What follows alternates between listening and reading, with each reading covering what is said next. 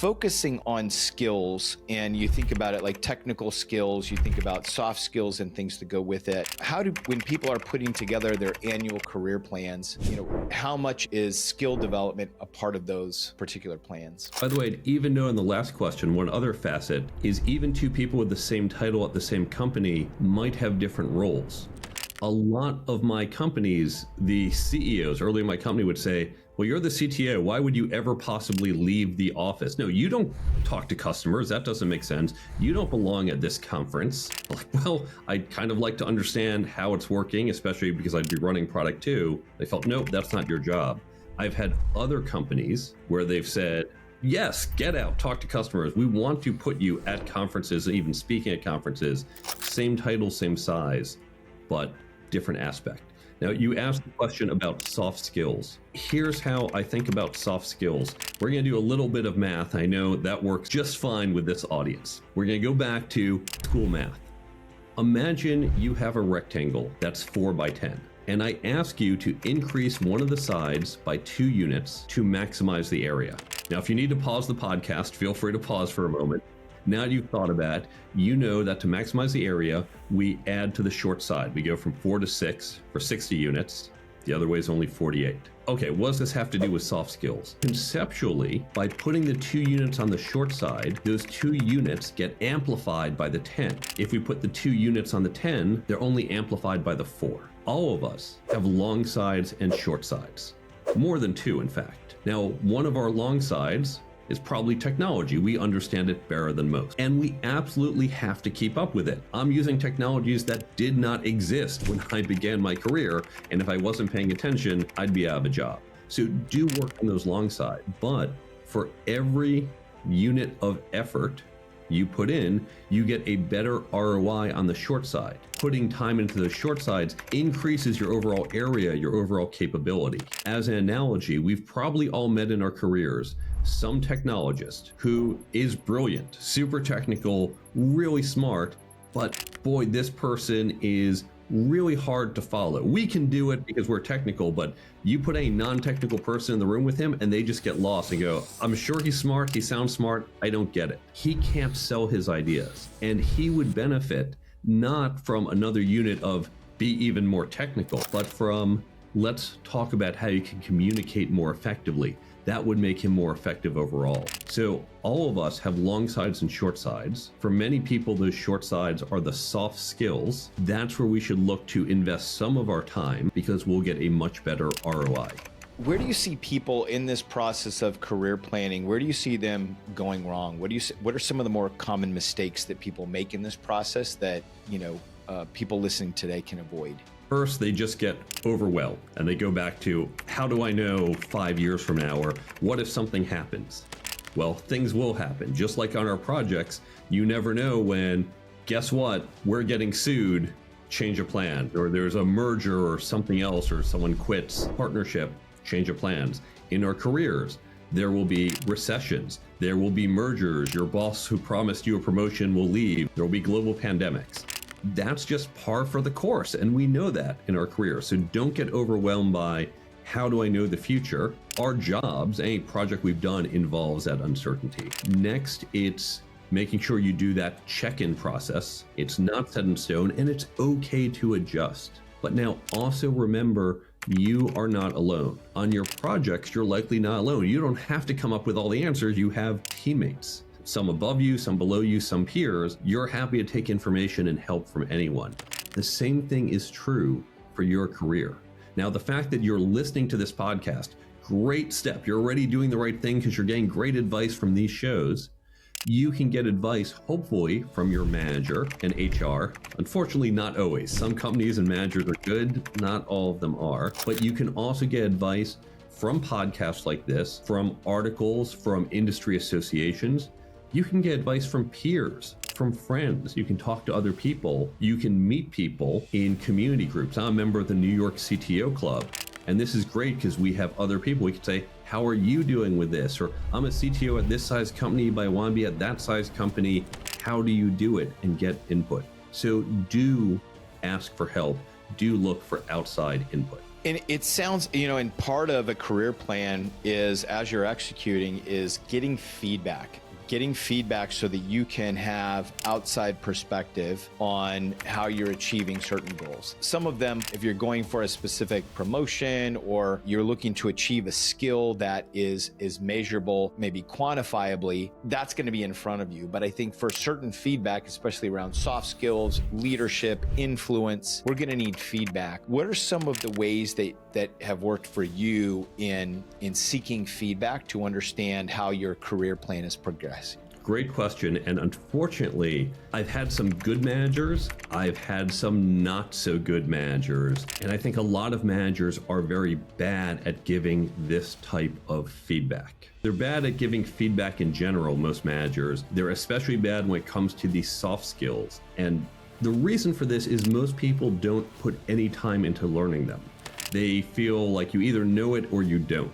Now, these are learnable skills, but so often we find people, and people tend to be who managers are, they either say, well, I just naturally know it, but I don't think about how, and I can't really explain it, or they're not naturally good and they just don't know or don't care, so they're not going to help you. Now, you can certainly sit down with your manager and say, in my career plan, here's what I'm working on, my short-term plan, the next 6, 12, 24 months. I want to get better at leadership or negotiating or whatever it is. Can you help me? Can you give me feedback? Maybe you'll get lucky, probably get, yeah, I guess, yeah, maybe, okay, but you don't know what to do. So what you need to do in those cases, first, remember, you can get feedback from others, not just your manager. You can get it from peers. You can get it from your rabbi, who might not be someone in your chain of command.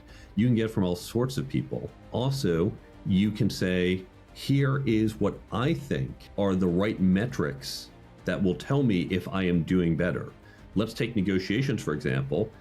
I would like to be involved in some of our partnerships or some of our vendor selection. I want to be part of the negotiation process. And at the end, let's see how those contracts are compared to how contracts have been in the past. Do we feel we have done better? And there's some measurable, maybe it's not quantitatively measurable if it's apples and oranges, but some degree of measurement we can do.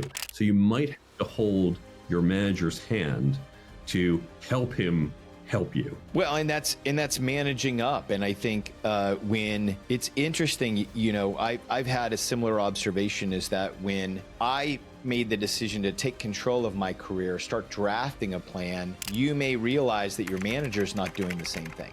And that can make them, again, depending on the person, somebody could lean in or they could lean away. And in that scenario, for me, what really helped was being a part of a formal peer networking group, because I found that if I wasn't getting that from my direct manager, having peers that could validate and help me understand my value, that ended up setting me up for a lateral move, meaning that I ended up leaving that company and taking those skills to another company. And then I was able to find a situation that was much more aligned with my plan, from skill building, from the responsibilities that I was able to take. And sometimes I think people need to do that. Absolutely. These skills in particular are best learned through peer groups. When we think about our technical training, if there is a new software language, there's a new package, you can go watch a video, you can go to some seminar, you can say, okay, yep, I get it, do this, click here, this is how it works. But these skills cannot be learned the way we learn chemistry or programming, where you just memorize information. It's like learning sports or music. I can teach you the rules of baseball in a matter of minutes,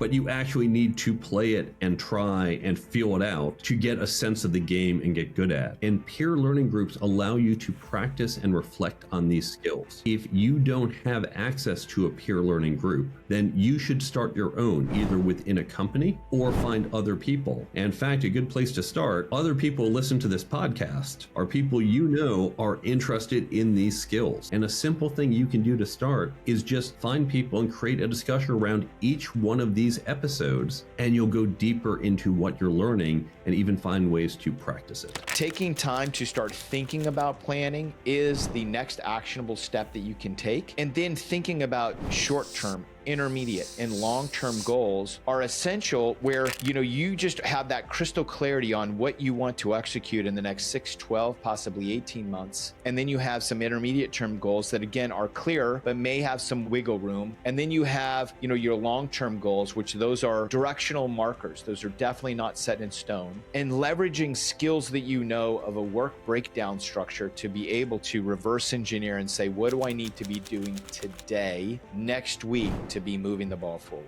We said you wouldn't do this 12-month plan, that's 50% of the company's revenue, or this 12-month project without having a plan. Well, if you can't tackle that without a plan, how can you tackle your 10 or 20-year project known as your career, which has 100% of your revenue? How would you possibly do that without a plan? So all your project planning skills you can apply to your career. Now we want to be filling up that bucket with a career toolkit. And I want you to give us an overview of what should go in the career toolkit. And I think there's a couple things that I really want to focus on for this conversation today is leadership, when people should start leading in their companies. And then also, one of the things that you and I connected with before the call was on ethics, because sometimes those ethical decisions that you will have to make sneak up on you sooner rather than later.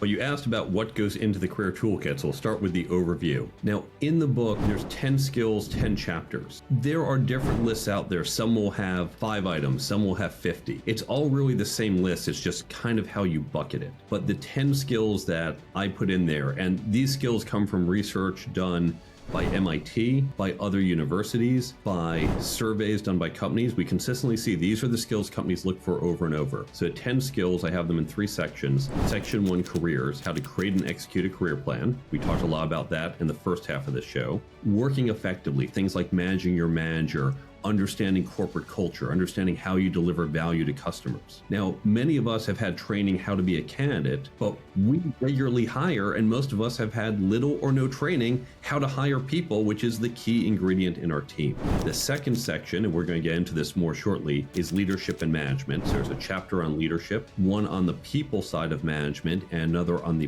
process side of management. And the third and final section, interpersonal dynamics, has chapters on communication, networking, negotiation, and ethics. And again, those are 10. You could see them in a larger or smaller set, but universally, we see these skills requested. And it's so important for people to understand that what he listed out are not the core skills that you're learning in college all the time or that you're bringing into the workplace. These are soft skills. These are other skills that you're going to use in your day-to-day work. And then also you need to continue to grow and evolve them as your career ascends. Because, as you mentioned, I think interviewing other people is a great example where you can practice being the interviewee, right? When you walk into an interview being interviewed, you want to position it on the other side. But then when you pivot to becoming a hiring manager and you are in interviews day after day and hiring people, understanding how to do that effectively, efficiently is going to be critical. So I think that's a key example. The one, though, that I want to touch on is leadership. I think this is where people who come in at an entry level and maybe the first couple years of their career, they think, I'm an individual contributor, I'm executing a role, I don't need to learn to lead until X time into my career. How would you respond to that question? I want to disabuse you of that notion. This is how many people think of leadership as positional. It comes from you're in this position with this title, you have this authority, therefore you're a leader. That is not true leadership. That is authority. Now, they often correlate, but we'll be very technology specific. I'm a CTO, I have a team of engineers.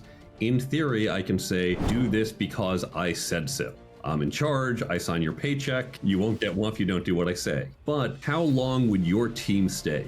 We know in this market, and in most markets, there's a lot of jobs out there. We know our employees are getting opportunities. Recruiters are calling them every day. If I just say do it because, engineers are not people who like just being told what to do. They want to understand. They want to be part of it. So I have the authority, but that's not the way I should be using it. True leadership is what we call influential leadership. And I think about some of the greatest leaders of the 20th century, people like Martin Luther King, or Mahatma Gandhi. These are people who had no authority. They were not elected to an office. They did not have formal command of people.